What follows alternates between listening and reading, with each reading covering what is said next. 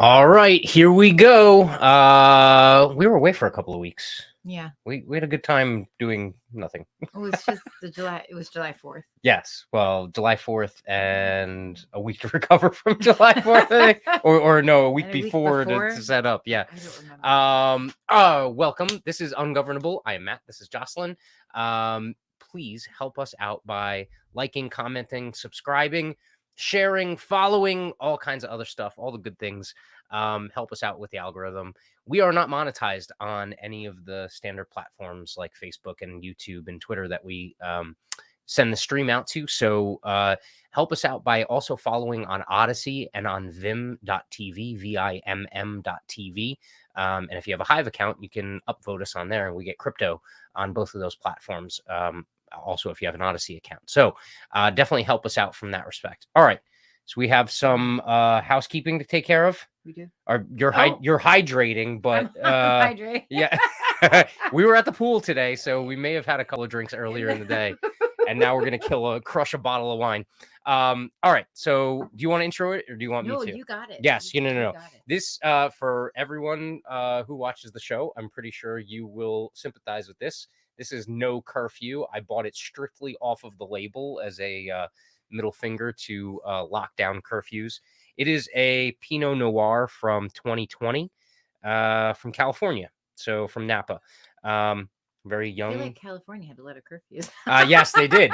Which hopefully these people were part of the resistance. I don't know. It would be bad if I they weren't. got to do some digging to find out. Now But I want to know. do you want to do the honors? I was gonna say where is the thing, but it's a screw top. It is we love screw top wine. It's ease So of easy. access kind of thing. Yes, yeah, 100%.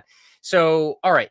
Sounds good. Let me kind of preface this episode by kind of going through some current events. All right.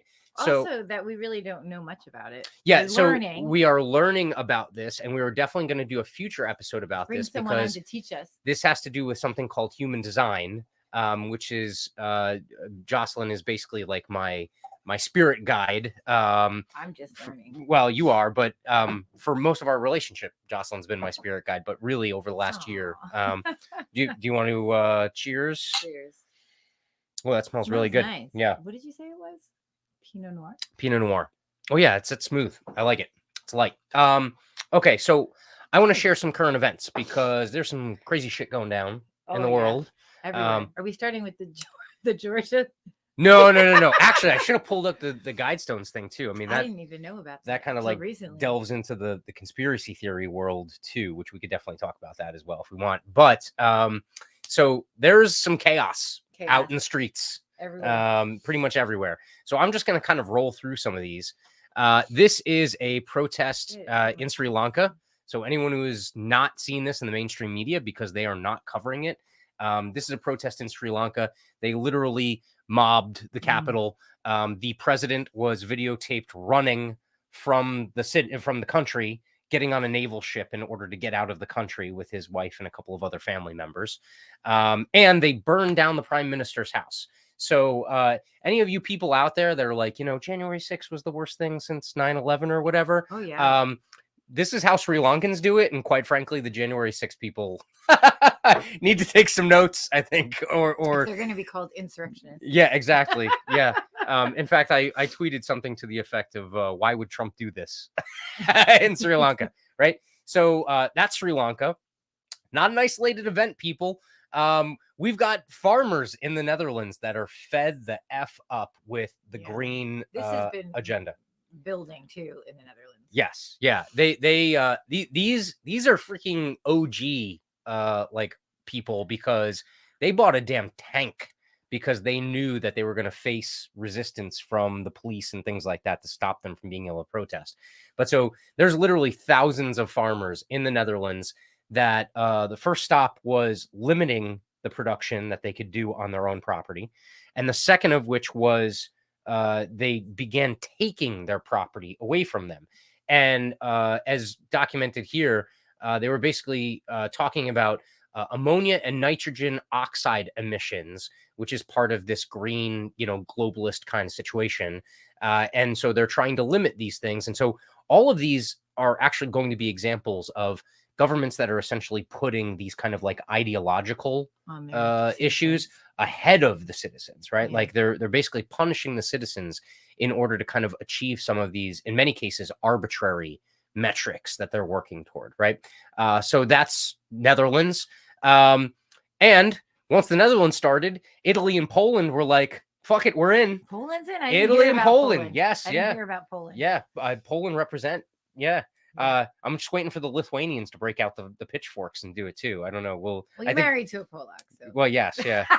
I think the Lithuanians are probably a little occupied with, that whole being on Russia's border and Oh, everything yeah. like that. So, but yeah, after the Netherlands, Italy and Poland picked up, and the farmers there are pushing back as well. So, let's see. Continuing on, these are people in Albania.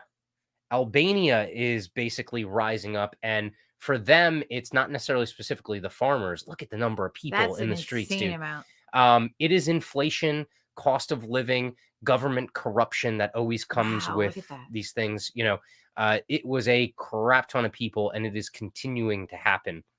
Which, by the way, I didn't know this dude before, Steve Hanke, but he's been chronolizing. I don't know the word. Chronologicalizing. Yeah, I mean, he's basically been bringing all the news about this stuff, about the uprisings and the protests and things like that. That's huge. Yeah, no, it's tons of That's people in really Albania. big.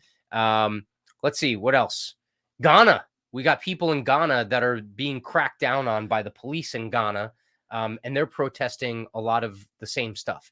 Sky high prices, and their year-over-year inflation is 50%. We're at like 8.6 if you believe the doctored numbers in the United States. Right. They are at 50% inflation in Ghana. So, Okay. if you paid $10 for a pound of rice today, in 1 year it would cost you $15. It's an absolutely insane amount of inflation in a country that has a lot of folks that have trouble with food insecurity already. What else do we have? Protesters in China. Oh, this is the one we were talking about. In Zhangzhou, which This is what got you down the deep oh dark yeah, dive. I went down a rabbit hole, dude. Like, so China has always had problems with some of their regional banks. So all the banks that are kind of controlled by the state within the cities, they typically don't have the same problems that the regional banks have, right? But so this regional bank in April froze people's money in the bank. And they said it was like a software problem or a system problem or something. And now 3 months later, they still can't get their money out. And so they protested, clashed with all of these white t-shirted people that everyone's kind of assuming are kind of like, Feds? Footmen. Yes, feds. Footmen of the Chinese state that came in to crack down on this protest. And it goes even deeper because in June, they were going to protest. I mean, like, imagine 2 months without your money. They were going to protest in June. The Chinese state actually went in, and a number of the protesters, they changed their travel status. Oh, yeah. Because they have COVID travel status and made it so that they couldn't travel to the protest. I remember hearing something about that, and it wasn't everyone. It was just random. I mean, I was telling you that last night. It was just random people. Yeah. No, there wasn't any like cohesion or to why they stopped. I think it was mostly kind of like the organizers and the higher ups within the protest that got all of their status changed so that they couldn't get there in order to organize the people. But so this, again, I went down a rabbit hole. I've been digging. This problem is beginning to increase in China.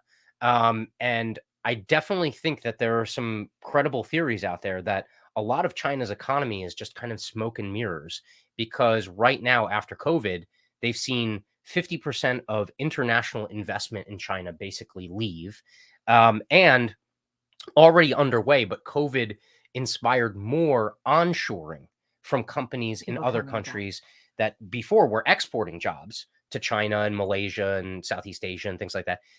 And now they're bringing them back into the United States because of some of these problems that were caused by COVID, as well as the fact that prices are escalating everywhere. So, cheap labor isn't exactly the same thing that it always used to be. So yeah, bank runs in China seem to be increasing. So definitely something to keep an eye on. Oh, and then you have. Yeah. This one is a big one because most of these countries, I mean, China's an industrial powerhouse. I mean, they're number 2 economy in the entire world. But a lot of these other countries, people will be like, these are poor countries, or they're small. There's not very many people, not big GDP and stuff like that. That's why they're having problems. Dude, Boris Johnson stepped down, man. He like tucked tail and ran. And this was after, I think, 60 people in his cabinet resigned because they were unhappy with the way he was running things. And that then caused him to have to resign. And if you remember, when he was elected, he was like the Brexit guy. And everyone was calling him like, the English version of Trump. Right. But then he did what he did. Well, with the COVID. I think he saw what happened with Trump, and he freaking turned 180, man. He turned into this globalist puppet. And a lot of this stuff blew up in his face. And now he's gone. He's out of here. See ya. So he's Were all these things happening this week? They've happened. Some of them are older. So most of them are actually fairly recent, within the last week to 2 weeks. Okay. And so, in fact, I think maybe all of them, because this was just recently posted July 7th. So this stuff is happening at a pretty rapid pace right now. All of a sudden, people they're rising up. Some power. They're fighting the government institutions that are in place. I'm worried because in some countries, typically with revolution or overthrow and stuff like that, you don't tend to get someone better if you leave a lot of the system in place. And just like the parliament or whatever in Sri Lanka is already talking about replacing the president, right? Right. But it's probably all the same corrupt people in the parliament. Type of person. Right. Yeah. So I mean, like, I don't think if they just are okay with that, they're probably just going to end up in the same place or continue to be in a crappy place. Whereas I think some of these institutional systems, at the very least, like you see in China, the confidence of the people is beginning to be eroded. And now you could see some major change. I feel like in China, you don't really see those kind of protests going on. It's a different type of, society. No, it's an authoritarian state. Very rare to see them stand up like that. And so, and believe me, this China story got me down a deep dark hole. A big deep hole. Talking about, I didn't think you were going to sleep last night. Lab leak stuff. The narrative being that China released it as an attack on the U.S. and me being like, well, maybe it was the other way around. Like, we had some money in that facility, right? China's breathing down our necks as the number 2 economy, trying to supplant the U.S. as the number 1 economy. They've been in lockdown for a long time, longer than any other country that I know of. And why would you do that? You're basically destroying your economy, which got me down the financial rabbit hole to be like, maybe it's already destroyed and they're just trying to keep people in their homes so that they don't riot and, overthrow the state communist party in China. But so anyway, that's a different episode. That's a rabbit hole. I don't even know where you're going to talk about. So, all right, what are we talking about? So all of this stuff is kind of like leading to something, right? I think a lot of people feel it. I think a lot of people feel that all this upheaval and all these things are happening, especially also in the United States with stuff that's happening here, is just leading to something. I just don't think that people truly understand what it is, right? Yeah. And so I want to lead in with just a basic idea. Again, granted, you're not like a guru or anything. I'm not. We watched a video last night. But but you are going through the coursework. You've shared some with me, and I've done some of it. What is human design? Kind of like in a very bare bones. Very bare bones. It's like if you think of astrology, it mixes. Oh crap! It mixes astrology, I Ching, Tree of Life, Kabbalah. There might be one other thing. Like Madonna Kabbalah. I don't know Madonna Kabbalah, but yes, I think so, because it's like the yogi kind of. Okay. And it uses all of those together. I mean, it's like you can get a human design report. It's kind of like, as human beings, we're designed, we each have a unique imprint or design, right? Yeah. And the idea being that if you can kind of follow that design, you can live a very unique and beautiful life. And then not without, issues or problems or, stress. Right. But you'll be more on the road to, So from like a layperson's perspective, it kind of gives you like your propensities, right? Not necessarily giving you your fate or giving you some rote script for your life. It kind of gives you the bones. Yes, it gives it gives you the bones of understanding how maybe you interact with the world. Yes. Or the world interacts with you if you're like undefined, or Yes, yeah. And for anyone who's unfamiliar with human design, it goes way more complicated. Like it's really insane. Anyone who knows like astrology or it's way it's not like a column in the newspaper that tells you what your fate is that day or whatever. It goes into some deep like personality stuff. And someone who's a very skeptical person, obviously I kind of maybe resisted it, or I was open to learning about it, but I didn't think it was going to really result in anything. Some of the insights are actually really telling. They're pretty incredible. You can I have just to show you. And it's not like a guided reading. Like I'm also super skeptical of a lot of that stuff, right? It's not a guided reading. It's not like just giving you like two-way words or bullshit words that then you could interpret for yourself, and you'd be like, oh my God, that fits, because you're providing the interpretation. This really kind of gives you a almost like not necessarily a roadmap, but it gives you kind of like an architecture. And there's all these different charts you can come up with. Like there's all these pieces to it. It talks about shadow work, conditioning. It has it works with the chakras. So originally we had 7 chakras, which is what people think about, right? Yeah. But in the last changing, you're talking about the sleeping. I don't even know if I'm correct on this. It might be the one previous. The 7 chakras split into 9. So we developed the splenic chakra, and then also the will center chakra. So we went from 7 to 9 in this theory of human design. But so this is if you just want to show that, this is just what this isn't even all the chart. Yeah, it's hard to see. It's hard to see because of the glare. Person. But so it's like a person with damn, I wish there's I could get that all to show the up. chakra centers. But yeah, it's you should have had it on your computer. I should have pulled it up. But it basically gives you kind of like a body-centric view. And so it talks about they're all the chakra centers. Your propensities in those different chakra areas. So your head, your throat, your will, your emotions, your emotion, your root or your ground, right? And then there's gates and all kinds of other stuff. And the gates are all developed from the I Ching, which is 64, and then the 64 lines, and the gates are, there's so much to it. I can't even, it would take a decade for me to understand it. Again, coming from a person who's really really of these things, the course that you're going through, was that the abundance course that you're going through? I'm done with that now. Okay. But the abundance course. Abundance. And then you're also going through the human design.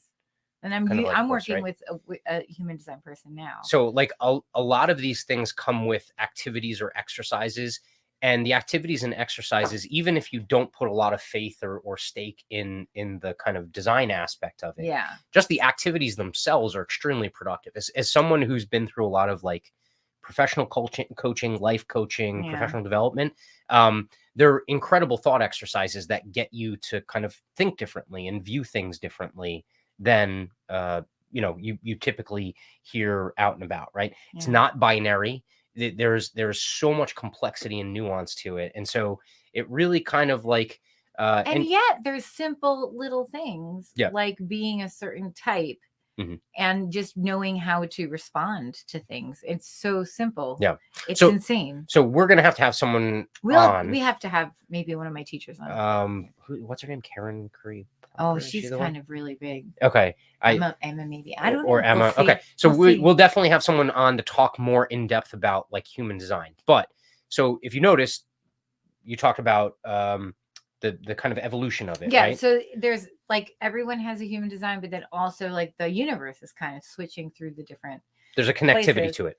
Yeah, well, the Earth. I don't want to say the universe. That's not correct. But So we've been in one place, and that's the cross of planning, right? Yeah. And I think he said since 1640. 1600s. 1640, I think, around that time. Yeah. And so we haven't changed this in generations of human beings been here, and we're here for it. And it's going to change again in 2027. Yeah. And this is not the only thing that's calling for something between 2027 to 2030. There's so many different spiritual things that people are talking about, maybe happen, and not Nostradamus or anything, but so we went from the cross of planning to the cross of the sleeping phoenix. Okay. And so before we get into what's going to supposedly happen in that switch over 2027, Yeah. right? Talk about the cross of planning. What basically is Well, it? you Since the watched it recently, too. 1640s. I'm not a cross of planning. I'm a fantasy girl. Yeah. So the cross of planning is like, well, when he talked about it last night, was talking about this idea of being tribal and kind of working together yeah, to become more efficient as a community. okay. Right. Like, but like putting things in place, like, social security things and Medicare and what was he talking about? Like hospitals and governments, so that we all kind of take care of. He was talking a lot about the safety of that. Like, we give freedoms for safety. Yeah. And that was kind of part of some the planning. People do. Well, as a culture, we have. Yeah. Look at where we yes, are. collectively. Yes. As collectively, we pay the government and police officers and all this that are supposed to take care of us and keep us safe. Well, I don't pay them. They basically take the it. money from me and give it to them. But I mean, as a culture across the world, we do this. Yeah. This is something that, and it's been in place since the 1640s. And then he was talking about the Industrial Revolution is such a big deal. Like, yes. Part of that was that Industrial Revolution. And so we've gotten to be this, we have lots of things. We're always busy. We're always doing things. We're stressed out. And we're constantly pushing to, do more, do better, right? Like, and we've gotten to ourselves to a place where we're just work. And we've lost spiritual aspects.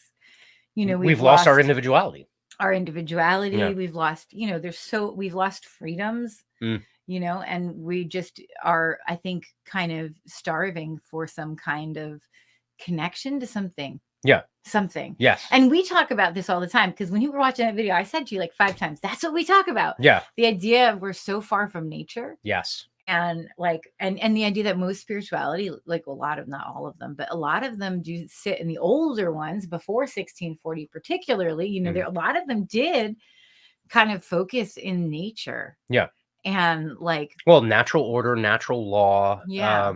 Just kind of the very evidential things of life, aspects of life where, if I do this, it results in this. Yeah. Very simplistic or not. I mean, it's complicated, but it's a very simplistic kind of like perspective, right? Yeah.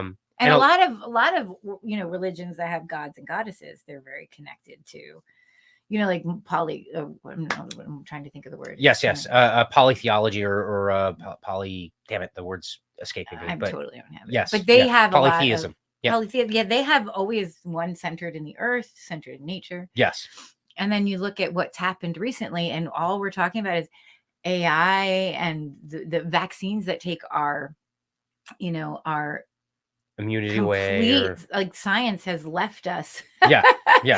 Like floating somewhere. We're no longer on the ground in the earth and nature. So yeah, and to kind of like echo what you were saying, the other thing that I took from it was this progression from the mid 1600s until now has also seen these concentrations of power in these seats of influence. Okay. And so just think about the institutions, right? Government, law enforcement, colleges, big, huge colleges and universities. Stuff. We're talking about media, education. And then you get to the next order level of it, and you start talking about the WHO, the World Economic Forum. And that's where we're moving and moving toward. Now, global. So that all sounds bad, right? It served its purpose, I think, is kind of like the thought process. I think the thought process is now, from what I, and I've known about the 2027 thing for a while, but watching that last night was helpful.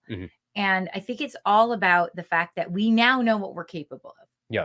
We know what we're capable of. And you got to remember that, because shit's going down. Yeah. Like, well, we know what we're capable of, but I think what I also kind of gleaned from it was that a lot of people also, because they've become specialized, they lack a lot of other skills that they gave up to institutions. Yeah. Right. Because you let other people keep you safe. Yeah. You essentially ceded those talents and those skills to, you basically diversified or outsourced it. Yeah. And you lost the ability to practice which brought about the centralization of power, the centralization of kind of dependency on these institutions. Yeah. I'm interested now. Before 1640, was there like centralized power somewhere? Was that like some of the beginning? We didn't look that up, but I wonder if that's like the very first, like, Well, I mean, like I can't think that far back. The We're going the system or the philosophy goes off of not like human history, but you trace the kind of lines in the sand of human history back to the philosophy, right? And see how it lines up. And I mean, some of these things have lined up pretty, synchronous, right? Now that being said, like the prediction or what it calls for is like February of 2027. I don't understand why that's significant. Well, that's when the things change. Bryce is asking why 2027, right? That's when it happens. That's when the last time it happened was 1640 was the last change, and you are here. Yeah. For the 2000.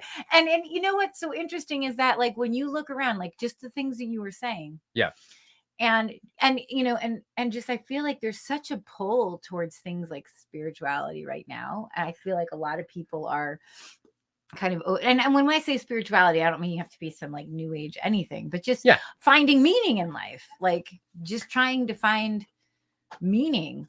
And why do I do this? And I want to be happy. And so being that it's such a long time, we've actually been moving towards the cross of the sleeping phoenix for like 10 years. Because it's like it's like from 1640 there was like a buildup, right? And we're kind of like in now the descent, or the kind of the fall, so to speak. And we could have even been in that for a longer time. I'm totally making that up. Well, but I think most people who are like of my mindset think that probably about 150 years ago is when it started. Things like we peaked and then we started to kind of like really fall apart. But I mean, because you have to remember it's that long, so you're not going to have all of a sudden like that. It's going to switch. I think the other thought process too is like, this isn't just country specific, right? It's not just the US. It's not just the earth, right? And that's why I did in the lead in why I kind of parsed the globe with some of those stories. It's because this is something that is like supposed to be global, right? Yes. And humanity. So, even though the United States might have been in a different phase of that planning, that cross of planning, other countries could have been before us, later, like that kind of thing. And so, and now you mentioned this kind of like common, bond and things like that. That's something that, we've talked a lot about on this program as well as in person, is just finding like that kind of like the what does it all mean kind of thing, right? What binds us together? Some people turn to religion, some people turn to other kinds of teachings. Like some people get very scientific about it and try and derive their kind of like source of meaning or something from science, which I think is a hollow journey, or a hollow kind of action to try and find it from science, except unless it's natural law, unless it's the natural sciences, as opposed to some of these Frankensciences that we have nowadays. But this has actually been something that's really kind of tied into me personally, because having been someone who grew up in a Christian church, having been someone who then kind of shed that and eschewed it, and then kind of preached not preached, but science. Like put forward the atheist, like more scientific mantra, right? While I was going through college, and now coming back to it, and kind of I was drawn to Buddhism, I was drawn to other things, just to try and find those common threads that really tie things together. This also really ties well into the transcendental meditation. I was just going to say, I feel like that's your entrance. I really feel like you connect to that. Yeah, it's if you listen to a lot of scientists, even though they might kind of like preach about these kind of like progressive scientific advancements and stuff, a lot of them still kind of have like those threads of truth in them, where they talk about, like when Neil deGrasse Tyson talks about like we are all star stuff, right? Well, if we're made from the same stuff that everyone else is made of, and we're also made from all the same stuff that's out in the universe, that can't just be the only commonality, right? It can't be just like kind of happenstance. And so a lot of what we've been talking about is kind of this spiritual undercurrent, or the kind of this foundation that really kind of ties us all together. And you could extrapolate that to a lot of the conflict that's happened between people, where they've kind of lost sight of that, right? Like they've lost sight of the common things that ties together. Well, I say this and when we talk about it with screens and stuff, we were talking about it, like this idea that you're just like the connection, and the ability, or the lack of connection. Lack of connection. Lack of human the way connection. That people connect is so different. and it's like we went slowly towards this sleeping phoenix, and then like somewhere in the 90s we were like zoop, Yes. like, we just went so far. Well, no, once you reach that peak, it's like I think it's a really fast fall off. Yeah, I mean, like, you think about, like, I don't think people don't have meaning in their life. Friendships are not the same. Lots of people are on anxiety drugs, depression drugs. They're on, other drugs that are making them depressed. So they have to take the depression medication, and then they've got to take this medication, and they're gaining weight, so they're even more depressed. So they take the weight loss medication. Yeah. I mean, we don't even connect, I don't think, really. And so I think people are starved of meaning in their lives. So many people have, I said this to you the other day, so many people have jobs that are meaningless. They're paper pushers, they're lobbyists, they're bullshit jobs. And they don't even, and they're hurting people in the end, but they don't want to know it. They don't want to, they don't want to know it. And it goes back to that. It's against nature, right? Against what's natural. They're fighting against what's natural. And that's kind of what appeals to me about human design is human design kind of breaks it down for you and says, all right, you kind of have these tendencies. They're like your natural tendencies. Everyone's different. But you don't follow it like, oh my God, I have to do this. Yeah, no. The point is not to do that. It doesn't say brush your teeth at 5 a.m. No. Stuff like that. It really just kind of gives you a little bit of a path almost, right? Like, but not a defined path. It's kind of like a direction that it sends you in. It's the bones. You can go in any direction. Yes. And, and my favorite part of human design is the shadow work. I think that I think that's a beautiful work so the big thing about coming to the cross of the sleeping phoenix is that we are conditioned. So if you want to come into 2027 after we tell you it's coming, because you're going to want to be prepared, right now, start working on how you've been conditioned. And a lot of people have been conditioned by government, by people who are playing their parts, by, and kind of looking at like how you've been conditioned and deconditioning yourself. And as you decondition yourself, you're making yourself more and more open and ready for 2027. Yeah. It's all about letting go of everything else people fucking tell you about yourself. And, not to derail the conversation into something different, but this definitely waxes of the conversation about mass formation, right? So anyone who's unfamiliar, there was an absolutely fantastic discussion between an author, I forget his name. I think he was from Denmark or the Netherlands. I'll look it up while you talk. But it was the most recent episode of the High Wire. Was the most recent one or the second one? It was the most recent. No, it was like 2 back. 2 episodes ago on the High Wire. It might have been 3 back at this point. Yeah, Dell interviewed a guy who's written a lot about mass formation, and one of the first kind of steps of mass formation is essentially the loss of human contact and connection between people. And there's so many reasons for it. The digital age has contributed to it. I mean, it's had amazing benefits, but there's also been trade-offs, right? And so the digital age has contributed to that kind of like lack of human connection. We also talk all the time about kind of neighborhood politics and stuff like that, and how a lot of people have like air quotes friends, right? But they're not really friends because they don't connect on a deeper level. They it's all kind of small talk and this kind of like superficial relationship type stuff. Professor Matthias Desmet. Matthias Desmet. Yeah. Mattias. Yeah. Desmet. Yes. Yeah. And he has a whole book on it now.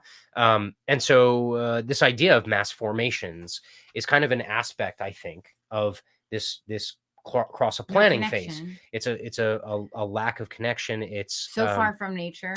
Yeah. And your life is dependent on everybody else, but not in a good way. It's like, so you're so stressed to make everything you need to go so you can get this, so you can do this, and you're not actually contributing to your own life in the way that you should be in a lot of ways. And your decision making gets completely kind of like flipped on its head, because your decision making now is based off of kind of like how you fit into this matrix versus like the matrix that has been artificially constructed around you versus who you really are.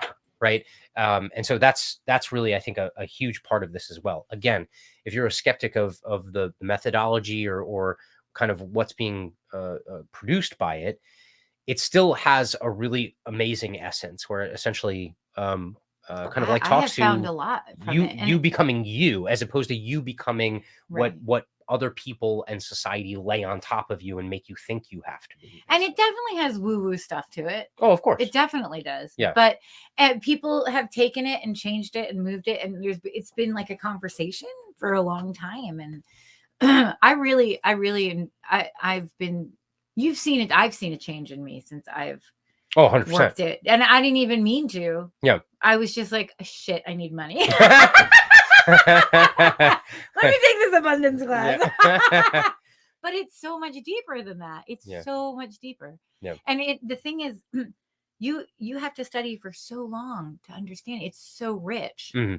It's insane. Yeah. It's insane. So let's kind of push the conversation down the road. All right. So what's coming up in 2027? What is the cross of the sleeping phoenix that what's going to be the changeover? At least kind of like, 30,000. I'm not an expert, but I know I've been hearing people talk about this for a long time. And a lot of it goes back to, I think of communes, right? I think of like, maybe commune isn't the right word, but like the idea of another way of saying community, depending on your neighbors. Yeah.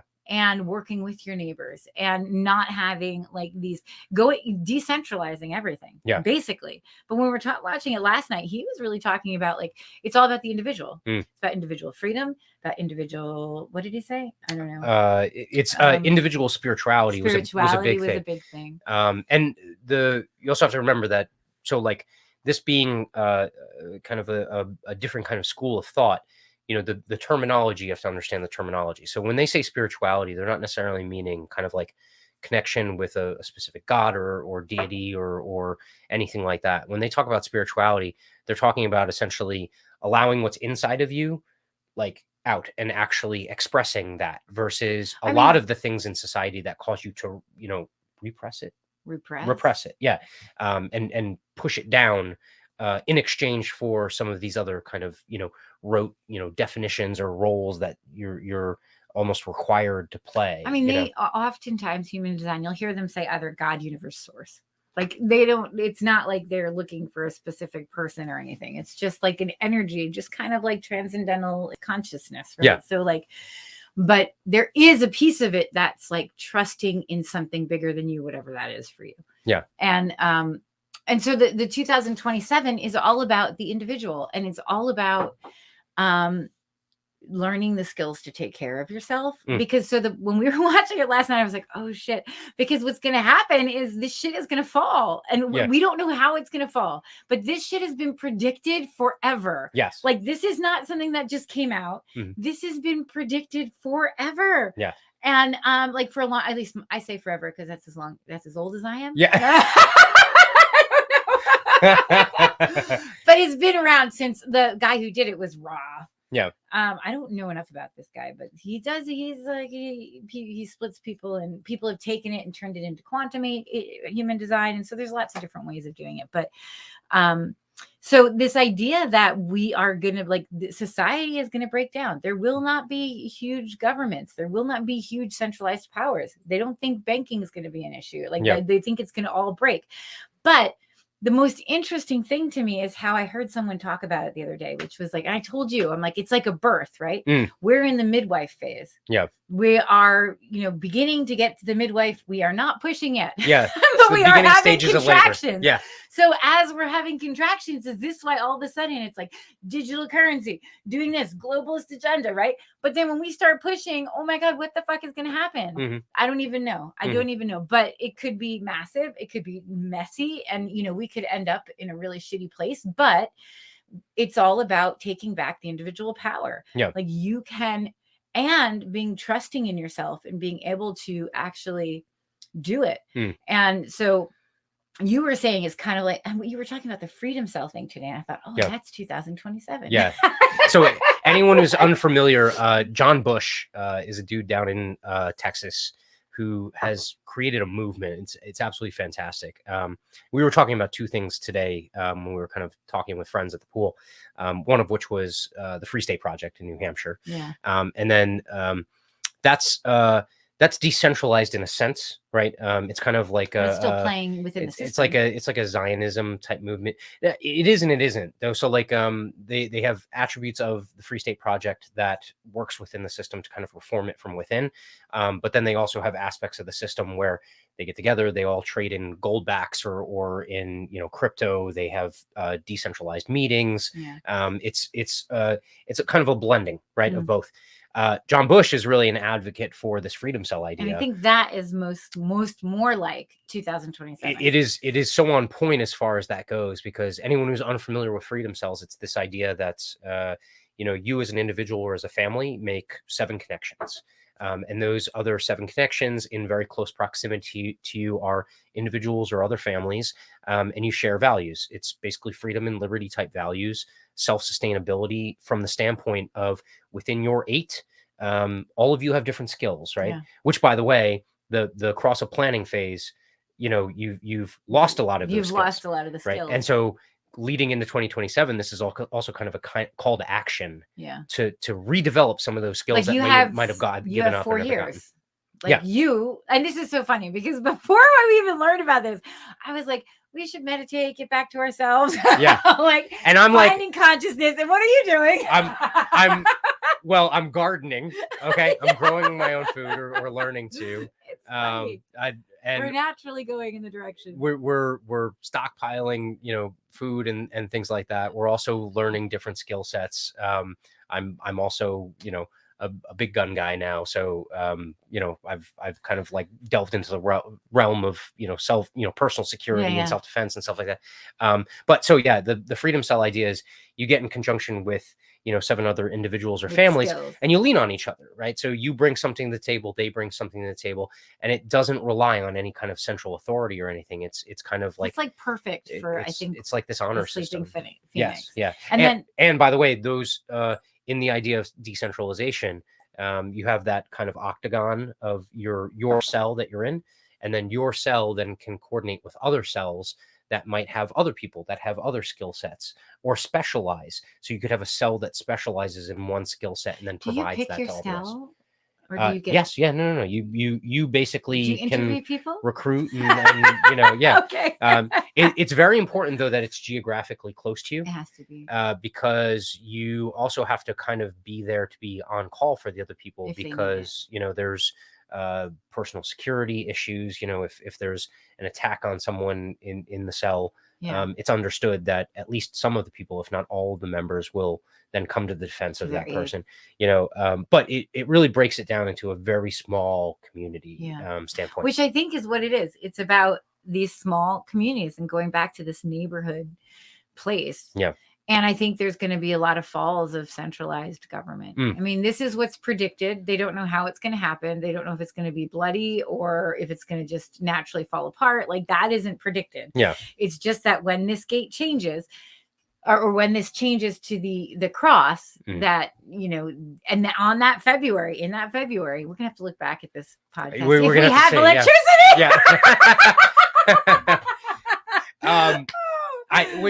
What's great is, again, like, whether or not you put faith in this, these principles or these ideas, regardless of whether you're religious, whether you're atheist, whether you're a radical anarchist, that whether it's a Christian anarchist or not a Christian anarchist, or just someone who considers themselves kind of like liberty loving or libertarian, all of these things still apply, right?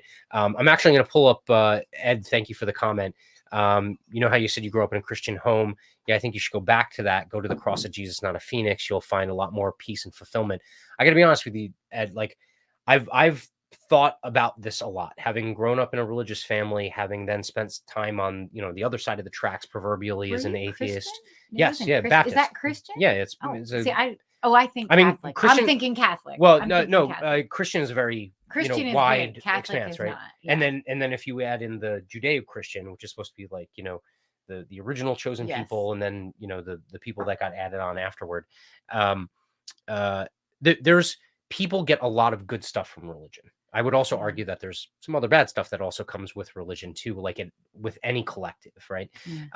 But I've gone through this a lot. Believe me, I've read on it. I've thought about it constantly. I always found that, what's funny is a lot of people want to say that, like the precepts or the beliefs of a certain religion, like that's it, right? Or the other religion is that's it. Um, I always found it hard to rectify.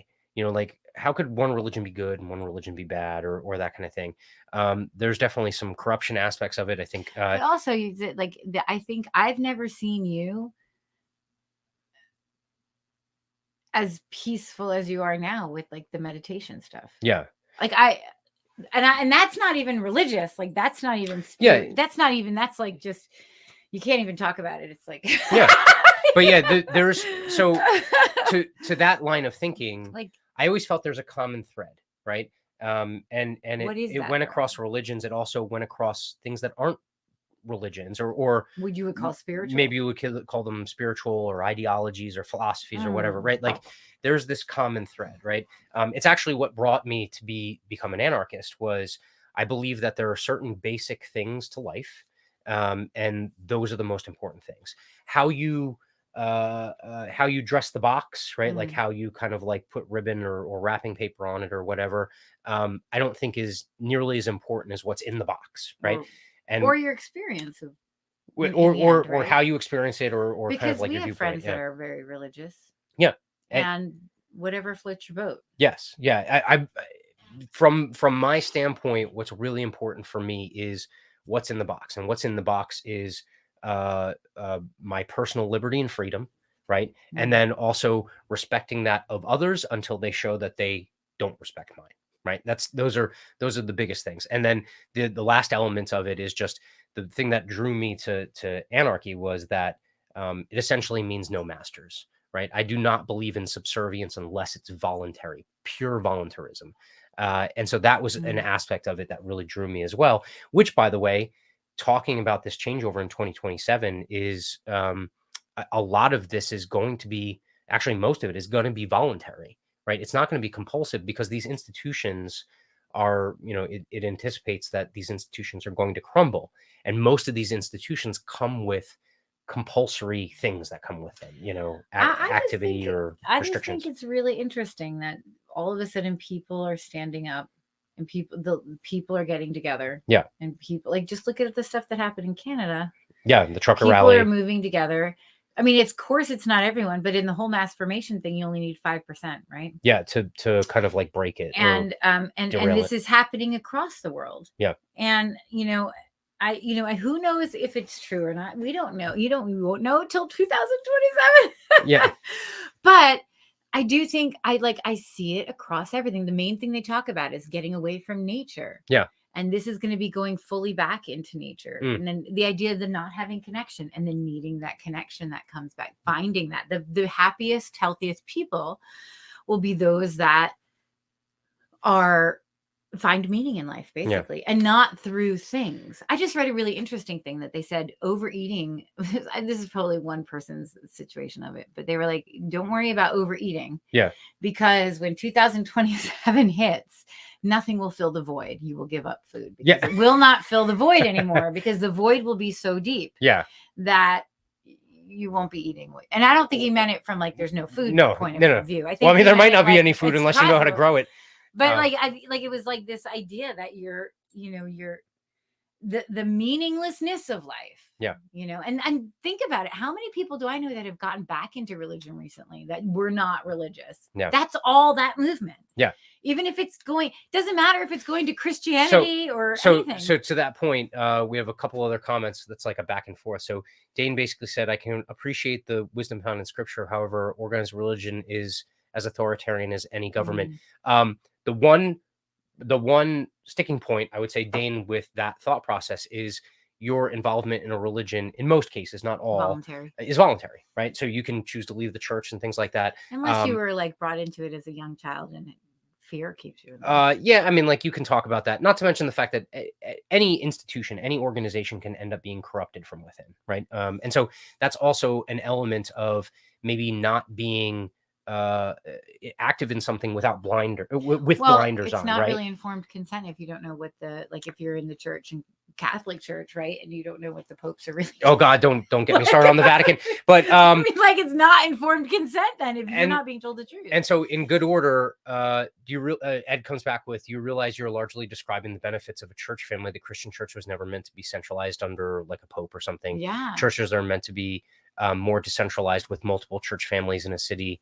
So think of that on all levels. And that's perfect. I would tell you, Ed, yes, 100%. So if your preferred, construct or preferred place is in that church setting, you can get those elements from that church setting. But that's exactly what it's about. There are a lot of people that don't necessarily prefer that route, that also kind of get those benefits from other settings that aren't necessarily maybe the church setting. I would go hippie commune, dancing around bonfires, maybe yeah.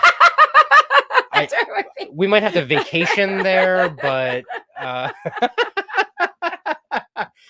have you have a drummer. There's specifically a drummer. I have no problem with mutualism, which is basically what that is, just as long as it's not compelled, right?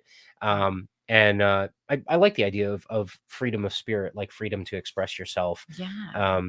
I'm also a believer, though, in that these communities will be self-assembling, and they can choose their culture, right? Yeah. Or choose their faith, or however they want to construct it, in which case, you can voluntarily enter or voluntarily exit.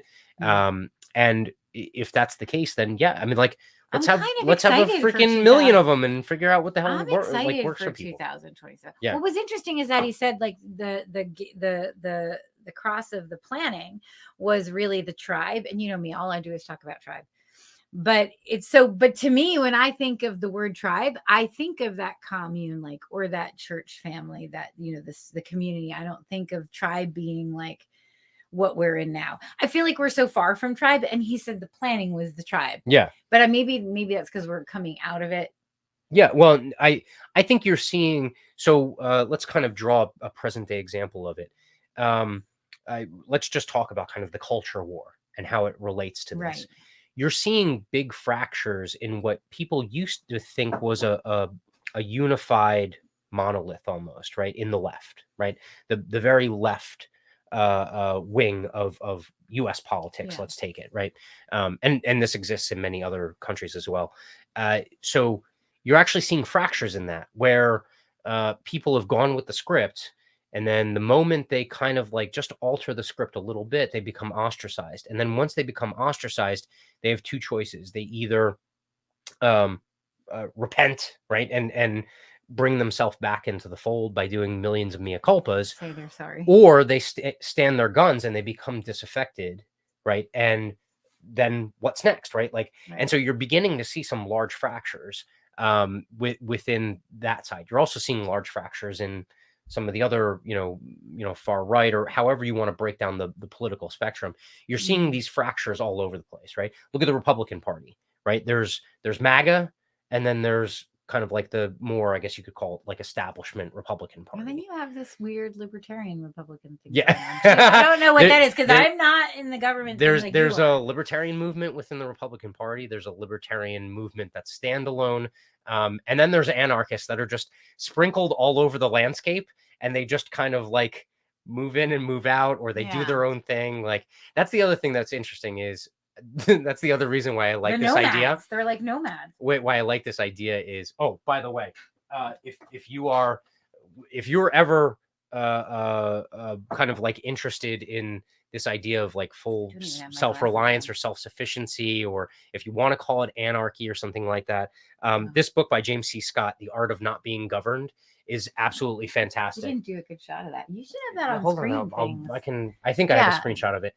But that's good. That was much better. James C. Scott has kind of made an entire career out of analyzing these kind of like decentralized tribes, decentralized groups of people throughout time and history that have avoided governance, right? Yeah. And they've done it without fighting. Is that the rice paddy story? Does that come from that? Well, yeah, it's he basically says that humans didn't domesticate wheat. Wheat domesticated humans, because wheat has to be grown in a large swath of land. It all ripens at the same time, which then makes it very easy for central authorities to come in and say, okay, how much do you have, and tax them for it and things like that.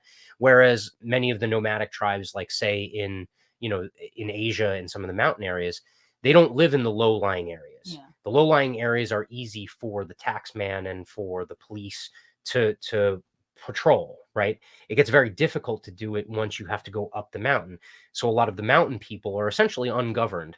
And they also avoid the taxman by doing things like, instead of planting wheat, they plant things like yucca or sweet potatoes, right? So I say all the time, online, like, plant sweet potatoes, don't plant wheat, because you can plant sweet potatoes anywhere. And they just grow all the time. And they just grow. They ripen on their own. So you don't know when the taxman comes. Yeah. And so, like, you'll have some ripen over here and some ripen over here. So it's easy to kind of like avoid that, centralization of that kind of thing.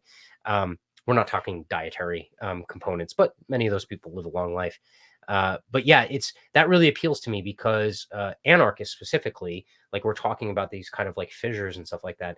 Anarchists are kind of like this amorphous thing that kind of like lives in the cracks, right? You should mention the HBO thing you were just. Oh yes, yeah. If anyone has HBO Max, definitely check out The Anarchists, which is a new documentary, multi episode. I think it's like 6 or 7 episodes. The first one came out Sunday night, so it's on HBO Max. And I originally thought it was going to be a hit piece. I just saw Larkin Rose talk on Anarchast, which is also an absolutely fantastic channel. And he was talking about how they know the filmmakers, and the filmmakers had creative control. Yeah. So HBO couldn't, edit this to like be some kind of hit piece or something. So it actually is a fairly level-headed viewpoint of, and what they did was they went to Anarchapulco for, I think, like 5 years, and they chronicled like what happened there. And the huge diversity of people that are in the anarchist movement that go to those kind of events. But yeah, those are going to be kind of, I think, well, and going back to the whole 2027, it doesn't have to be just an anarchist thing. It could totally be the church families. It could be the hippie communes. It can be, it doesn't matter. The point is individual power. Yeah. Individual spirituality. Yeah. Individual, like, supporting yourself. Yes. And how good will that feel? Yeah. So it will feel fantastic because people won't feel like they're automatons or NPCs or role players, right? And actually, Ed and Dane have like a back and forth going. And sorry, I pulled the wrong one up. Get my glasses. Dane said, Ed, I agree 100% about the role of the nuclear family. So this is interesting. So the nuclear family comes up a lot. Period. It also comes up a lot when you're talking about religion or things like that. Yes, families are very important. Yeah. I think what's also an important underpinning of this time in 2027 is that your family, what do you want to call it, nuclear, or you want to call it just family or whatever, the composition I don't think matters nearly as much as the trust and the relationship part of it, right? And so I'm pretty certain, I don't want to put words in people's mouths, but those people that are in a freedom cell that was inspired by John Bush, I would imagine they think of each other, not just their own specific families, but all the rest of those people, the other 7, as part of their family, right? That's their immediate community and their family. And so all of those things really come together in this kind of like confluence of, I think, an amazing, like, it's not utopia. Like, no, it's definitely not. Time's going to suck. Like, so, I mean, I don't want to say, because honestly, like, I am not a human. I have not taken any classes. I just watch a lot and read a lot. But I also feel like we are so due for going back to nature. Yeah. I say it as far as, medicine, I say it to you all the time. Yeah. Like, I cannot believe how far from nature we are. I was watching something for Elon Musk was on the other, just not to talk about him, God. But it was like a video from a while ago, and it was talking how AI weaponry is going to turn against humans one day because they have like Terminator. AI. Well, yeah, because like one day they're just going to see a kid running from a store, and the AI, it looks like an older person. It's just like there's. So from what perspective was he talking about this? Because he's one of the crazy sons of bitches that are doing this shit. No, he was talking about military AI weaponry used in inner cities. Okay. Or cities, and I don't know if it's just inner cities. Well, no, they already heavy cities. Have you seen those robot the dogs? Weird dogs, yes. And they've had the little tweeters. Yeah. I don't know what they are. The tweeting bots? I don't know, but they've had those. But he was saying that now they're going to weaponize them with guns, right? Or and then they can. But that was going to be I think it was like he was saying he could be the end of. So a population. I think this is also interesting from the standpoint of like if we talk kind of like economics. In economics, there's actually economics is somewhat rooted in natural law. Like, I mean, supply demand is somewhat of a natural occurrence, right? Like it's organic. And so you can try and manipulate it. Governments do it all the time. But in the end, it still wills out. Like it is what it is, right? I can't get with the whole stock market thing. Well, so interestingly enough, talking about that. So as is the case with economics or with, markets and things like that, I don't think anyone with good accuracy can tell you those kind of like flashpoint things that are going to cause a collapse or a depression or something like that. They can, however, describe the circumstances under which one of those flashpoint things happen, right, and then tip you over into that. So could be AI, right? It could be global economic depression, which, by the way, we're kind of in right now, at least recession, right? I actually think that this economic cycle will be a little bit bad. I think the next economic cycle will be worse. And you said that's when it turned. How long does that take to get through? And it depends. On the economic cycles have been getting faster and faster. So this boom bust cycle, the more interventionist that the central banks get specifically across the globe, the faster these boom busts happen, because each successive time that they dip their hands into the market and manipulate things, they have to do them. They have to do them bigger and more. See, this every single time. Because we talk about this every day. We watch your Maverick thing, right? Yeah.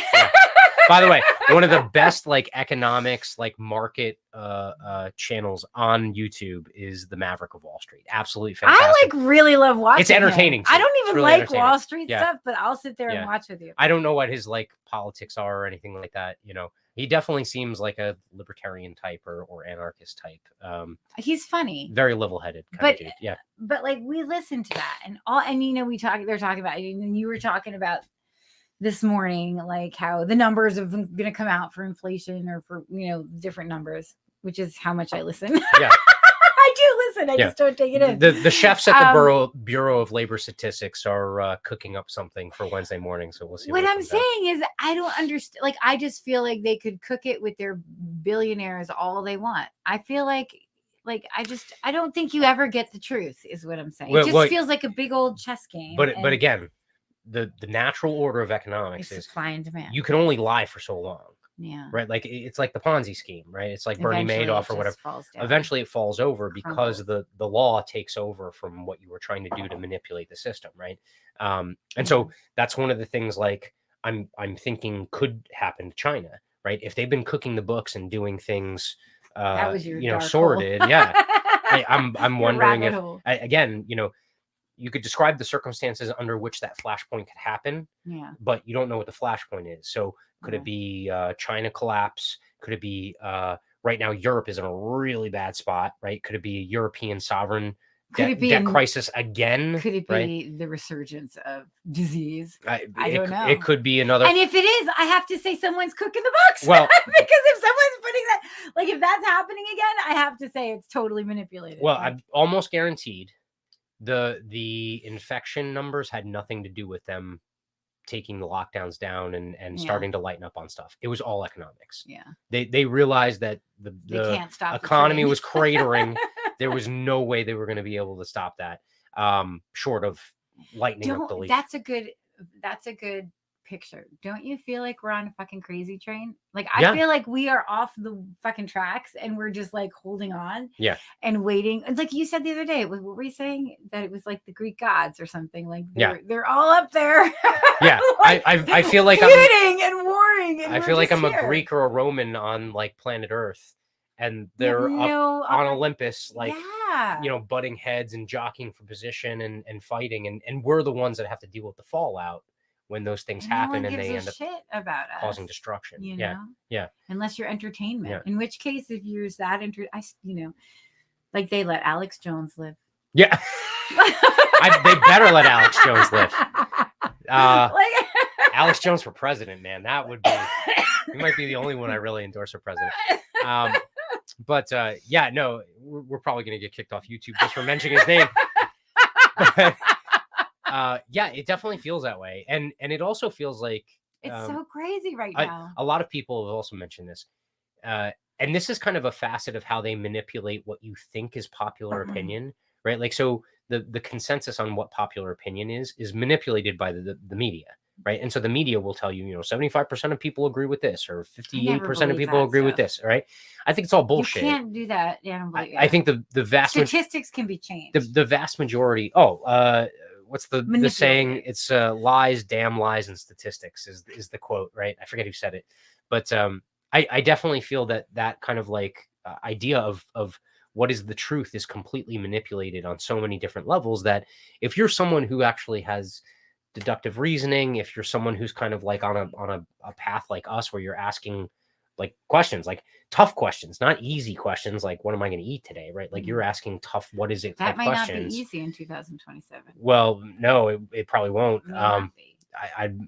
According to human design. I might have to be out in front of the front yard with the AR protecting the cucumbers. I mean, I'm just saying. But so anyway, but yeah, which we're good. Yeah, I think it feels like you're the only one unplugged from the matrix. It's descending into chaos. Yeah, it's crazy with the whole mass formation thing. I mean, there's so much that, like, I was just saying to a friend the other day, we were saying, you can't talk to anybody about like what could happen if you did a certain thing. There's so much, I don't even know what it's called. Yeah. In fact, funny, Bryce brings up, says Alex Jones likes Prondo. It's funny. And Dane says, make frogs straight again in 2024. It's funny. You have to do it in the voice. I don't even know if I can do it on demand. Returning the frogs gay. Yeah. Black helicopters. What's funny is Bryce brings up Idiocracy. Yeah, Idiocracy. And who was it that said that about Idiocracy? Thomas Massey. Yeah. Oh, that's Thomas Massey brought that up. Yeah, no, Thomas Massey is fantastic. I mean, he speaks his mind, which means that he's obviously the black sheep in DC, along with Rand Paul. And say what you say about him. Like, I don't agree with 100% of what those guys talk about, but I'd say 90% we're like on the same wavelength. But yeah, we actually talk with one of our friends who's a big time conspiracy theorist, and he watches a lot of these other shows that probably got banned from YouTube and had to kind of go out on their own. And a common thread there is how they float these trial balloons to kind of desensitize you to the bullshit that they're actually about to pull, right?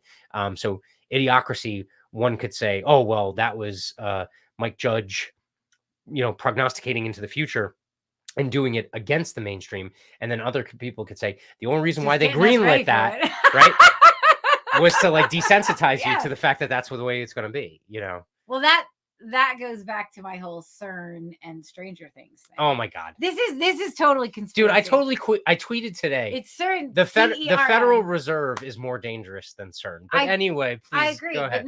But it goes to your prefacing things. Mm-hmm.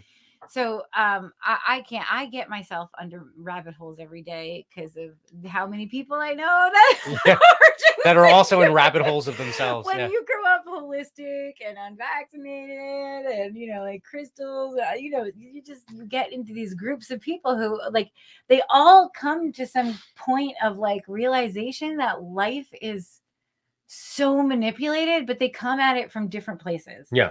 Like you don't believe in chemtrails. I don't know where I stand on chemtrails. I haven't picked a stance. I'm not a flat earther. Yeah. But there are flat earthers. And now I want to watch the documentary on it. Yeah. I'm not going to believe it, but I have to see what they're saying. But the CERN thing, I have been told by so many people about this thing. Yeah. I don't know. And then the whole like idea that like things like Stranger Things, right? Or there's so many movies that have like the Avengers, the Endgame, I think has one too, right? Like where they're getting you used to this idea that there's like some portal or something to another which dimension. Is, yeah, right. I gotta be honest with you, and that sounds crazy. Wait, but Alex Jones might say it too. I don't know. I'm gonna go look. I don't know what I forget what his position on chemtrails is, but I mean, it's definitely been documented that there's I mean, specifically Chinese scientists have been working on kind of behavior modification as well as climate, modification. There's things so like many that. But conspiracy theories. But so to another point, like when you live in a world that's so manipulated, and it's hard not so, to be a conspiracy and so kind of fake, right? That's what you get, right? Like you get people, you get most people that just are kind of the go along to get along types, and so whatever the lie is, they just go along with it because they don't want to buck the trend. They just want to be left alone. Yeah. And their idea of not being interfered with is compliance, right? Yeah. The problem is that becomes a downward spiral into essentially slavery, well, I right? feel like... But before you go on, hold that point. Yeah. The reason why you get flat earthers and you get people that are concerned with CERN and stuff like that is because there is a complete lack of transparency. And because you've been lied to so many times that if you're one of those people that questions all of those lies, like, why not? You're like, this could be nothing. It could be a nothing burger, or it could be the end of life, right? See, like for me, like right now, my head is on farmland in the United States. Ooh, what aspect of that? I like the whole Bill Gates buying up, with China having bought up some of our farmland. All of those, like someone had posted recently a list since make March. front yard farms great again. Anyway, there was a list since March of all the farms and production facilities for food. Oh, all the distribution facilities. I had to scroll in, we're talking in the United States. I had to scroll for like a minute. Yeah. I'm like, holy shit. Like this is so many. And even if they're all small fucking farms, have we ever had that many explosions on farms? And yeah, I don't know. I'm on that. Well, you're asking the right question. Okay. So then the next step is we have to look up how many, what the history is, right?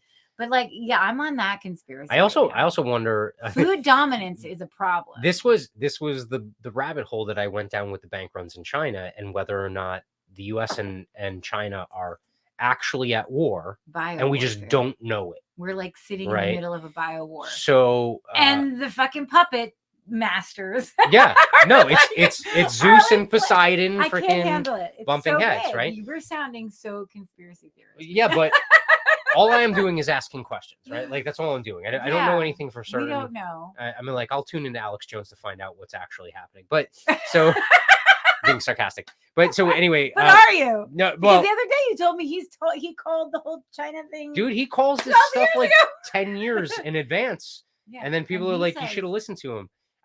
Even if he doesn't nail it, like even if this thing happens, it like doesn't happen in February of 2027, like if it happens in January of 2028, are people gonna be like, "Oh, that's all bullshit"? No, it was just off by a couple of months or whatever, right? It does wax of kind of like Mayan calendar type stuff too, but it's not predicting. But that was also a conspiracy theorist on the highest order because they just said the calendar stopped, and I'm like, well, what happens if the guy just got fucking tired, like, and just stopped going, right? Well, with the whole Cross of the Phoenix thing, it's not that they're telling you what it's going to look like. They just the ideals and you look at the Cross of the Sleeping Phoenix, and it's about individual power. It's about decentralization. It's about, yeah. And they're not telling you how it's going to look. This is just us imagining how it's going to look. Look, our people are on this production, on this broadcast, because it's like everyone should be asking why there are so many fires and explosions disrupting the food supply. Yeah, but they're not. And then Dane goes, the fires are deliberate. Yeah. And Bryce says, "Man, the Mayans just ran out of space on their roundstone." I mean, it is bad. It is bad. Yeah. Yeah. And so I mean, that's our food supply. But so let me connect the dots here. I said I wasn't going to go down this rabbit hole. I'm going down the rabbit hole. You're not going down the rabbit. You're going to get yourself kicked off. Dude, we already have a guy trying to sell us textbooks that we're pretty sure is a Fed. We're thinking he's a Fed. So anyway, we're at an hour 16. I got a couple of minutes. Well, you can't do that, can you? What? You're gonna get yourself kicked off. No. What you were talking. All I'm doing is asking questions. I'm not making statements. Questions. I'm just asking questions. Ask questions. All right, YouTube. So what sent me down this rabbit hole is bank runs in China, the leak theory, right? The lab leak theory, and whether or not it was, biological warfare or if it was incompetence, right? I think a lot of people err on the side of just saying some idiot got sick because the ventilation system didn't work, and then they had to spend $600 million on a new ventilation system at the facility or whatever. That's entirely possible. But the other thing is, like, you see a lot of these common threads that are going through, like, the food system, the food supply fires, right? You see the Russian war with Ukraine, right?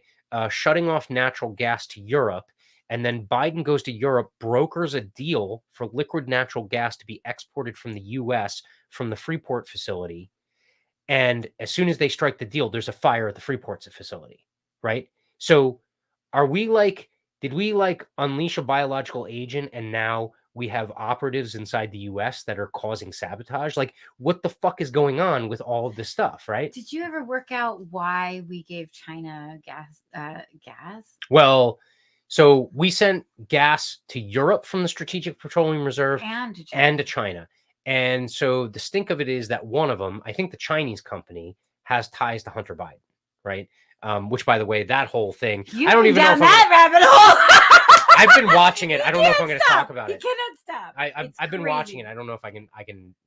We're not going to do an episode on Hunter Biden. The dude's just a freaking train wreck. I mean, like, that's what happens when you have a kid that has absolutely no boundaries and unlimited money, within a family like that. But so anyway, but yeah, I think the Chinese one was the company had ties to Hunter and an investment firm that had a stake in the company. And that's why they got the gas?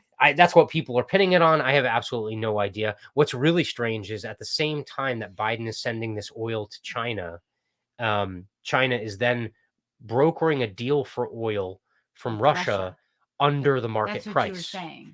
And how can they do that? This also factored into my thought process about whether or not China's economy is kind of reeling, because if you look at kind of the way these lines are being drawn globally, right?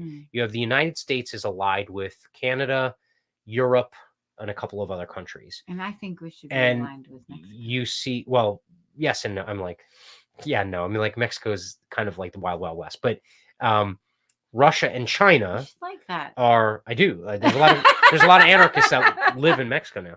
But so yeah, but so the opposite side, right, is basically an alliance between Russia and China. And if China is falling on hard economic times, that might be why they were able to broker a sweetheart deal for oil with Russia, right? How much cheaper was it? It was like 25% under the market price. And it was for a ton of oil, right? So like China is one of the biggest purchasers of oil on the world market. And I don't think they produce very much domestically. So they import a lot of oil. And that was one of the other things you were saying, is that with the whole globalist ideal of a world ruling class.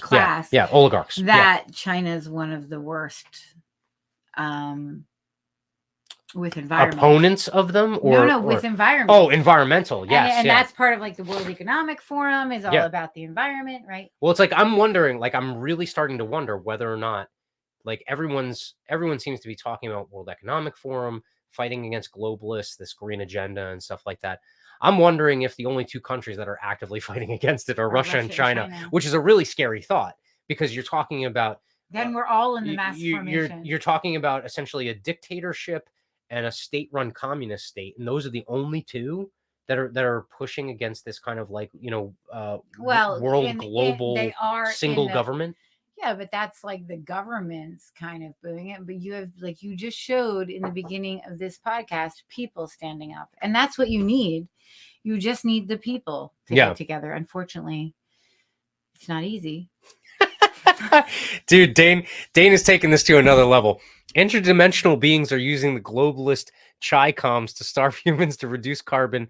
Birds are the Chi-Com spies. I will not eat the bugs. Space elves. Yeah, could be. I don't know. Right? Ask Alex Jones. I think he knows. Yeah. I should have read that in Alex Jones' voice. That would be fantastic. God, do it again. Hold on. Interdimensional beings are using the globalist Chi-Coms to starve humans to reduce carbon. Birds are the Chi-Com spies. I will not eat the bugs. Space elves. That's awesome. So yeah, no, it's really unnerving because wait a minute. Go ahead. Do anarchists believe in aliens? Do anarchists believe in aliens? I'm like, you said space aliens. No. First of all, anarchists are not a monolith. I mean, but like they do believe in aliens. Some do, some don't. Some I'm do. like, I have to be honest. Like, I loved the expanse of space. I find it hard to believe that there's not nothing out here. there. Here's the thing. I don't necessarily think that there's like humanoid aliens like walking around. What if there are like miles of? But again, with my miles, that's nothing. With my tinfoil hat on, in the middle of COVID, they released videos of unidentified flying objects, I saw and the media just glossed over it. Me and my dad watched the videos of it. Yeah. And it's freaky. Yeah. Well, my uncle. Your uncle what? He saw a UFO. Oh, really? Yeah, he was in Quantico. Okay. He was a weatherman. Yeah. And in Quantico, as a weatherman, you had all the, and then he saw and he said it was going. Yeah.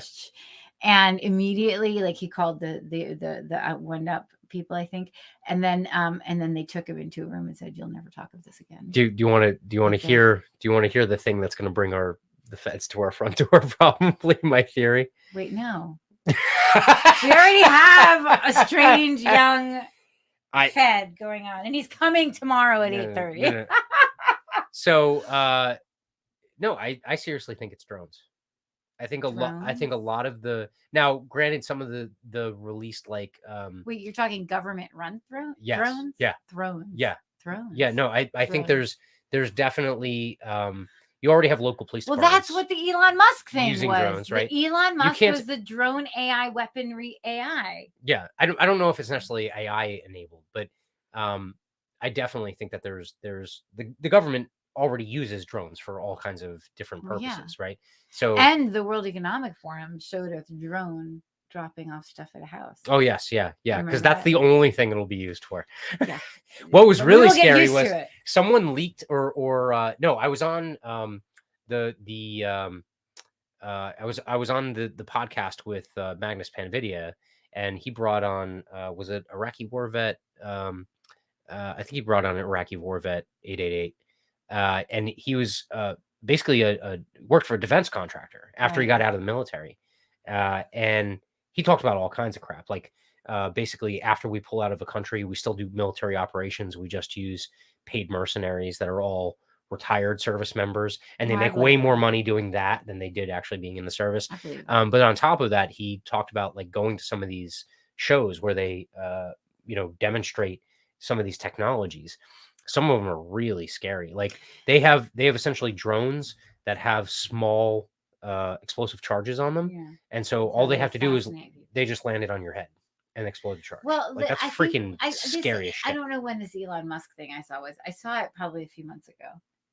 And what's funny is if you're new to this show, we start talking about something credible, and then we get 2/3 of the way through the bottle of wine, and then we start talking conspiracy theories. Well, no, but it was fascinating to me because I thought to myself, Elon Musk is all about this shit, and he's sitting here saying they're going to greatest con man in history. And he was Elon Musk about is the greatest con man in history. How it starts with like one misconception by an AI, like because we're human, we move. I forget, but I thought to myself, why is he saying that? Well, he was the one who wanted to link everyone's freaking brains to like some central internet thing. That's Matrix shit. That is exactly the definition of the Matrix. I'm going to bring him home right now. I'm going to be like, okay, you're hitting cleanup. Yeah. In 2027, you're not going to have to worry about that. That is true. Yeah. I don't, but the problem is you don't know what's going to happen in the next 4 years. Like, this is what I was saying. It's the midwife season, right? Yeah. And we are having our first contractions or second contractions, and we're coming up on the big ones. Yeah. If what you showed in the beginning of this podcast is just the beginning of contractions, yeah, what the fuck is the push going to feel like? Yeah. Like, and they say it's going to be like, I mean, I don't know if everyone says this, but I think Ross says this, like, it's going to be boom, like that. Once it hits, it hits. And, it's so interesting to think of it as a birth of a new age, you know, and how you actually have to go through those contractions and that process, but nobody knows what it's going to look like. Yeah, when that ring of fire hits. What is that going to happen? Woo. Ooh, that ring of fire. Anyone who didn't do Bradley method doesn't know the ring of no. fire. Nor are we gonna define it. You can Google it. I feel like it's a song. Yeah, no. Like well, that? yes, it is, but that's not what we're referencing. That's not what his song was about. No, it definitely was not about that. It was probably about doing quaaludes. But no, so yeah, no, that very dramatic decline aspect of it doesn't surprise me, because a lot of the institutions that we've seen currently having problems, I mean, they're houses of cards. Like we've talked about the house building example before. Yeah, we've talked a lot right? about And that. so essentially, whether it's the US or another country, especially when it comes to central banks and economies, but also other aspects of culture and national living, is like suppose you have we had a fantastic foundation. We had people that put their lives on the line to fight a monarch to basically win their freedom. July 4th. Well, hold on. We'll bring this back around, but essentially win their own freedom, as well as the freedom of all the other people that they pulled along kicking and screaming, because it was only 5%, and then there was tons of loyalists that tried to freaking stab them in the back, right? Only 5% started. No, only 5% started the revolution, right?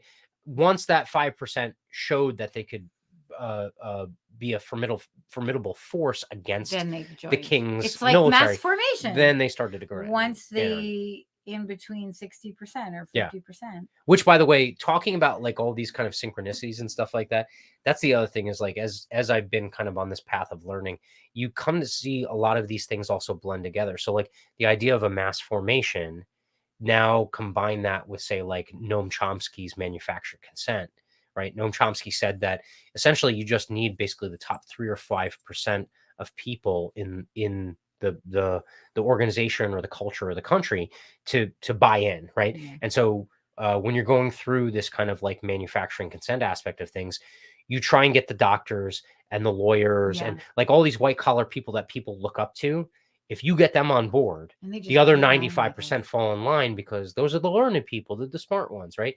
Well, now it's influencers. Well, would it not be? Wait, what's funny is, again, when you look at a lot of these things, it's a house, to bring in the biblical references. It's a house built on sand, right? The foundation is gone, or the foundation was crumbling, and as opposed to fixing the foundation, we just built another level. Yeah. And then that level started crumbling, and then as opposed to fixing that one, we just built another freaking level on top of it. And it's the idea of using influencers is not a new concept. Like it's been used. No, but you're talking about people who are learned or kind of really studied something. And no. Influencers. We don't have TikTok. No, we don't have learned influencers anymore. No, we have that guy who ate Takis and hot sauce. That's the influencer that we listen to.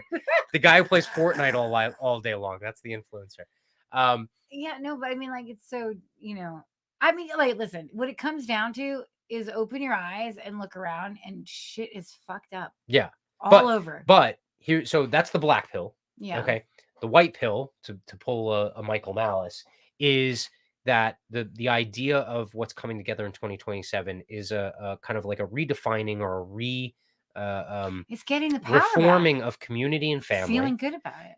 It's also reacquiring skills that we gave up long ago and we should have kept, right? Like know how to make a fire, know how to grow food, know how to shoot a gun, know how to do things without electricity, God forbid. Find meaning in life. Or what are all these people on antidepressants and shit gonna do? Wait, when the supply chain for SSRIs go down or whatever?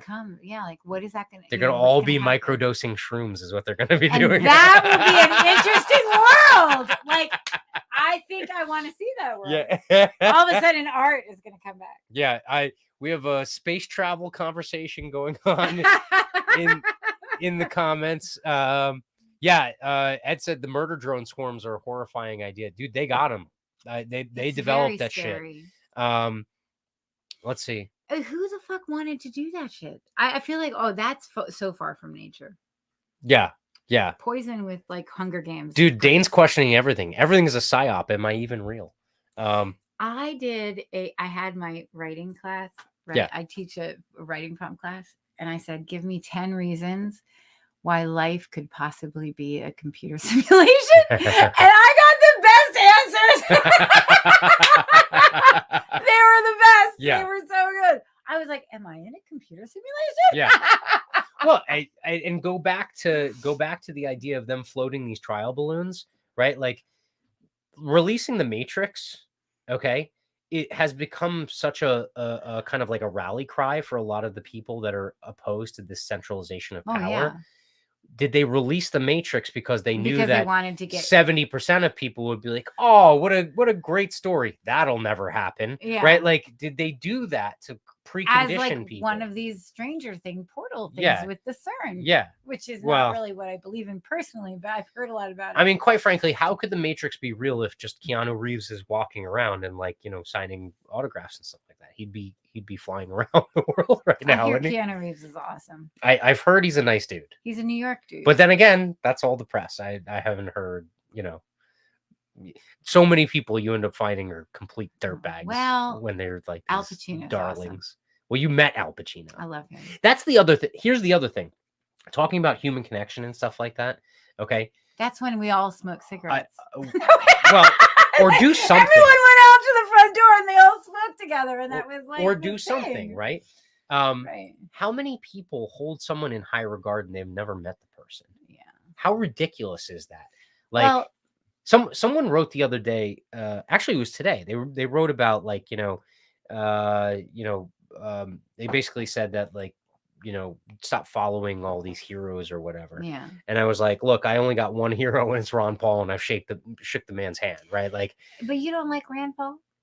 He's all right. I don't find politicians to be heroes. He stood up with the whole. I was proud of him for pushing Fauci. Dude, he's the one who freaking he never got an answer on but he fucking pushed that shit. He never got an answer on the money he was cut off that was paid to the NIH scientists that had like a stake in the patents and stuff like that. I think Rand Paul was one of the only people that stood up and fully challenged what was going on. No, I mean, like Thomas Massey was vocal about it. The only difference was Thomas Massey wasn't allowed on the committees that were then questioning the things that were happening. Before we leave, yes, are we predicting that there's going to be another pandemic or another round of something with lockdowns in form? Or are we talking economics only? I think it's going to be an economic lockdown.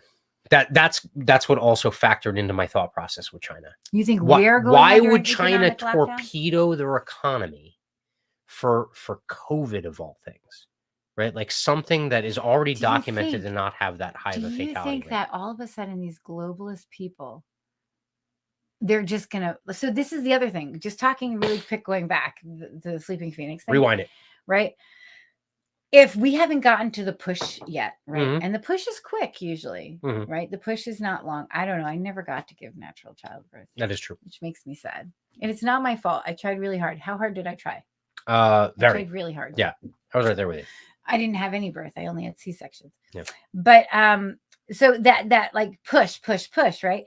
So if you think about it, as your contractions are happening, you're still rising in a sense. And all of these globalist kind of ideal of like a world kind of, world order or something, right? They're still pushing and pushing and pushing. Oh, sure. Right. And they're moving and they're trying to control and manipulate. I mean, it's going to be interesting to see if there is a breaking point and what it's going to be and what's going to be the break. Yeah. Is it going to be the people? Is it going to be just the natural order of things? Right. Yeah. Like maybe it is. Is it going to be? I got to be honest, throughout history, and I could be completely wrong, but more often than not, it's economics. It almost always boils down to economics, even if it's something that. But economics are so manipulated in my. I know you say they're not, but to me, I only see it as manipulated. Yeah, but they're manipulated, but you can only manipulate them so long, much. Right? And so, for instance, in the United States, okay, a lot of these things that are done on ideological basis, they always have to be reinforced or backed up with economic stimulus or grants or promises, or you'll get a better job, or like all these other things, right? Yeah. There always has to be an economic reinforcement.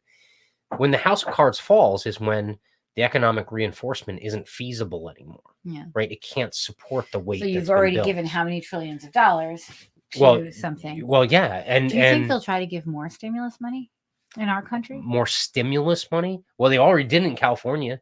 They already give it. but not from federally. This is the most asinine thing in the entire world. Gas prices are high, so they're going to give people stimulus checks to go buy more gas, right? Like you're crowdfunding higher gas prices is basically what you're doing. That was another thing they were saying, and not to go back constantly just because you named the episode The Sleeping Phoenix. Yeah. I think it's not going to be as far travel. You'll be in a smaller subset of where you live. And I think that might be like a true thing. Like you want to make sure in the community, we are stuck in New Jersey. Well, for now. Well, I mean, we got options. We got options. That. I mean, we could be in New Hampshire. We could be in Georgia. I know you don't want to be in Georgia, but there's always options, right? New Hampshire's. I'm good with. Let's draw a parallel to the truckers leaving California right now, right? California essentially now said that you want to talk about fascism. Holy crap! We live in a fascist country right now because California just turned around and passed a law that required all truckers have to essentially be employed directly by a large corporation. And so all of these independent truckers that own and operate their own rigs and stuff like that. Yeah, they have their there's like 70,000 of them. Are they all just leaving California? They filed a lawsuit. The Supreme Court isn't hearing it. And they all said, all right, we're out. And they just left? Yeah, well, when people in California can't get food because there's not enough truckers in order to ship the food around, like you get what you like. What's the phrase? Play stupid games, get stupid prizes or whatever. Like politicians trying to manipulate shit. It's so unnerving to me. Yeah. And then, and it goes back to when we think about like COVID and stuff and go into your body. This was like, so I was talking to you about this day, and this is like my own outside of fuck the fear about farming. Yeah. My fear of like the fact that so many people have been vaccinated and they have not followed who's been vaccinated, not when they take donor blood. And if you should have a situation in life where you needed blood immediately, and say you're unvaccinated and you don't want that shit in your body, that Franken, whatever you called it. Yeah. The fact that you will not be able to find blood at that point. And then when you need your blood transfusion, or hopefully you never need it. And I never need it. The kids never need it. But like, if you wouldn't, you would then be part of that fucking experiment. Yeah. And that's really fucking scary. Like, well, no. And then, we were talking to a lawyer the other day, and they were saying that you can actually actually in 2007, you could, I don't know if you still can, but like if I needed it, you could transfuse directly to me. I don't know if that's true anymore. Wait, no. That was in 2007? 2007. And what they said that's in not Morristown possible Memorial. Now? I don't know if anyone knows, let me know. No, because I remember that. Because when you were going to do it for Pipes, maybe because she was a baby. No, I was going to donate for Piper. It took 10 days. Right? And then also, I think they drew blood for me. They drew blood from me potentially for you, because when in the first birth, right? They were afraid of blood loss. There's an emergency. There was a car accident and she needed blood. And but they weren't sure if she needed it yet. So he came in, he was ready to hook directly into her veins. And this is something they can do in emergencies if there's an ability. Yeah. But I don't know. This was 2007. So I don't know. I think, and I totally could get my details wrong, but that I think is what I was drinking a lot. Yeah. But I'm sure. It was a good I wasn't party. drinking that much. I don't think but I think that was what she was saying. And they weren't sure if you could still hook in direct, because I was saying, God damn it, if you ever needed something, we're in a place where if you needed that, you would then become part of the fucking experiment. Yes. And that's with no choice. Yeah. And that is so scary. You can grow your own shit from seeds. Well, yeah. Right. And we've already talked about the idea that if you're and from an unvaccinated family, right? Do you now one of your first questions for your children to other potential suitors? Yeah, like, are you unvaccinated? Yeah. Right? Yeah. Because that shit is going, it's DNA, like in a sense. Into the kids, right? Yeah. Do you want your grandkids to be infertile or whatever? I don't know. But yeah, that is also. But I mean, something there are many people who get blood transfusions. I mean, like, I'm totally going through perimenopause, like, and I don't want to go through it, but like, I have to. Do you seriously think that you're gonna lose enough blood that you'll need a I've transfusion? known so many women who went and had to get a blood transfusion. I don't know if it was necessarily. Yeah. Like maybe their doctors did it preventatively. I don't know why you would do that preventatively. But I've known a bunch of people who had to do that. Preventative medical care is a whole other boondoggle that we can talk about, because I think a lot of that is also just that's like running up the bill and a bunch of bullshit. With my mouth. Yeah. But so anyway, I digress. Wait, so we do not know anything about human design. You have to say that. No, you don't. I don't want to. You don't. I'm going to use the double negative. You don't not know anything. You're just not an expert because you're still going through the process. I'm not. I've never been trained or certified. This sets the table for a future episode where we're going to bring someone on. We will bring on an expert. Hell yeah. I'm going to find an expert. I know a few people who might come on. By the way, in classic fashion, you go find this human design thing. You're going through the course and everything like that. And you run my chart and you're like, oh yeah, you're this like manifesting generator or whatever. No, or I'm just a generator, right? You're a generator or whatever. And you're like, what? Like 70% of the population or whatever. And then you're like, I'm a quad right. I'm like 1% of the population. It's not 1%. And I'm like, obviously, you're 1%. I'm part of the quad rights the mob. Are the ones who are looking toward 2027. You're also apparently an alien. Elf. Yeah. I'm Elf. That's what I am. You're a cow and I'm Elf. Yeah. At least you're not a cat. You're all good. All right. So we'll probably talk more about that. We'll get someone who actually knows what they're talking about. Yes. And it doesn't even matter if you're like the religious part of it. It has nothing to do with not being religious or being religious. Yeah. It, like I said, it takes in Kabbalah, Tree of Life, astrology, I Ching. These are things that are across cultures, and Kabbalah is looked at as. Is it looked at bad? I don't even know. But by some religions, it's looked at as chakras, as, like heathenistic or really? Or yeah. I'm not saying Kama Sutra. No. I'm not talking about that either. You're going to a dark place on that second glass of wine. That is not dark. Well, that is all about nature. Yeah, that's very natural. Or maybe not. I don't know. But yeah, no. I think the one thing that I would stress to people in checking it out is that just check it out. It's not meant to replace your belief system. No, not at all. It doesn't. There are so many Catholic and Christian people in the groups that I'm in. It's insane. The same thing with transcendental meditation. It's you're looking for that common thread. But you have to be careful what you say about transcendental meditation. Well, yes, I can't talk too much about it, but it's amazing. You're looking for that common thread. But how you feel comfortable, or how do you choose to feel that like the origins of that come from? It comes from you. You could choose to believe or not believe whatever you want as far as the origins, but it does stick. Like it's not like. It's not anti-Christian. It's not even anti-Muslim or anti anything like that. It's very agnostic. Literally, when you talk like human design, everyone says God, universe, or source, however you want to look at it, right? That's how they look at it. And one of the people in one of my groups is a reverend. It's really not. And when they talk about shadow, it's not like demonic shadow or anything. It's just like like they talk about the side that is like the addiction versus the freedom, right? And it really is very psychological in a lot of ways. I mean, you see that in the exercises we did. Oh, by the way, I don't know if Ed, if you're still watching, definitely check out Mark Passio. Mark Passio is an anarchist that comes at things from a kind of a Christian versus Church of Satan kind of place. And I'm not telling you you're going to agree with most of his stuff or all of his stuff, but he has a very unique perspective. And so at the very least, it would be something entertaining for you to listen to Mark. But dude, that's freaking glorious. Yeah. Now I'm thinking of position of prayer. Now I'm thinking of, you remember the movie The Other Sister? Yeah.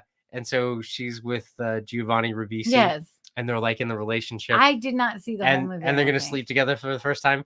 And she's got like the book of sex positions. Oh. And she's like, I'll do that one, but I won't do that one. All right. I think that's an interesting note to end on, quite frankly. It's all good. We're going to bring someone on. Yes, we'll bring someone on to talk more about kind of the specifics of human design. Definitely. Also, we're on the 17th at 2 p.m. Eastern. We're scheduled to be on. This is going to seem deviant, but she's an awesome person. Her podcast is called Golden Showers. It's on Sunday the 17th. It's going to be at 2 p.m. And it's Forest Mommy, who is she's a provocateur online, but it's with purpose. Like it's with purpose, right? So we're going to be on her show. Hopefully Hex is there too. I don't know if you know, you probably haven't come across Hex online. Hex is awesome. He's a 2A dude, amazing, perfect looking black dude who's just freaking like awesome at music, puts out his own songs and stuff like that. Yeah. So it's, they have an awesome kind of like dynamic between the two of them. But so yeah, on the 17th at 2 p.m. we're going to be kind of like guest appearing or whatever on that podcast. You can find it on YouTube if you just look up, I think the YouTube channel is Forest Mommy. She's kind of like a hippie earth mother type. Probably all for 2027. We're going to talk about it. I'm going to ask her if she's heard about it. I'm going to run her human design and be like, do you know what you are? She's definitely heard about the Georgia Guidestones. I know that much. I hadn't. Yeah. Then you're going into new topics. Wait, no, we'll have to talk about that at another date. Alan has entered the chat, but not this one because I have a bad back. Yes, yeah, that's the line from the other sister. I won't do this one because I have a bad back. Yeah. And Ed's laughing his ass off in the chat. I'm glad y'all had a good time. That's good. So with that, I think we're gonna call it quits for the day. Definitely check us out every Monday night, 9 p.m. If you aren't already, subscribe, hit the notification bell, or follow, depending on which platform you're on. Hit the thumbs up to help us with the algorithm and everything like that. And I think we're out. Get vaccinated. Vaccinated. I said vaccinated. Yeah, you gotta enunciate that. all of a sudden AOC entered the chat and she was like, yeah, do that. You're right. I have a little voice in there. Yeah, you gotta vaccinated. Yes. Yeah. All right. With that, thank you very much. Have a good evening. Peace.